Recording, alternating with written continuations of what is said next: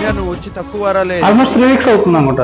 కానీ హౌస్ 50 రోజులు పూర్తి చేసుకుంది. 2 days అయిపోయింది. Fake bond. ఆవిడ స్టార్టింగ్ లో వచ్చినప్పుడు నేను ఎలాంటి బాండ్స్ పెట్టుకోను అని చెప్పారు. ఇప్పుడు మళ్ళీ బాండ్స్ లోకే వెళ్తున్నట్టు అది కూడా కొంచెం ఫేక్ అనిపిస్తుంది.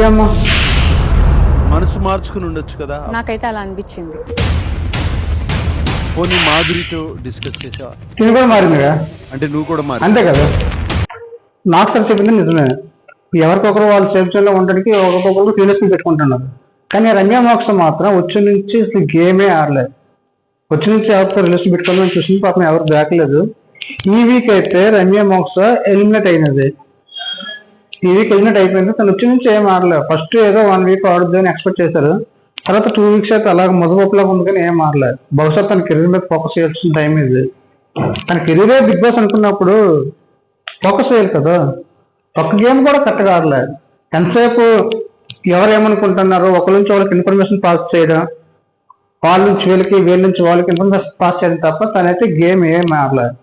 అందుకే ఈ వారం నా మీద చాలా మంది అయినారు. కాకపోతే 3 లీస్ట్ పొజిషన్ లో ఉన్నారు, అంటే డేంజర్ జోన్లో. 1 రమ్య, 2 రాము, ఇంకొకరు సాయి శ్రీనివాస్. ఈ 3 డేంజర్ లో ఉన్నప్పుడు రమ్యని ఎలిమినేట్ చేసినారు. ఈ 3లో ఎవరు వేస్ట్ అంటే లీస్ట్ పర్ఫార్మెన్స్ ఎవరంటే రమ్య. అందుకే ఈ వారం ఎలిమినేట్ అయినది. ఇంకో కంటెస్టెంట్స్ కూడా ఎలిమినేట్ అయినారు. ఎవరంటే ఆయుష్. పాపం మనకి హెల్త్ బాగోక వాలంటరీ ఎలిమినేట్ అయినట్టు. అది మేబీ ఆయుష్ మళ్ళీ రిటర్న్ అవ్వచ్చు, రాకపోవచ్చు. హెల్త్ బాగుంటే రిటర్న్ అవుతుంది. తను ఆ విషయం మీద ఇంకో వీడియో చేద్దాం. Thank you.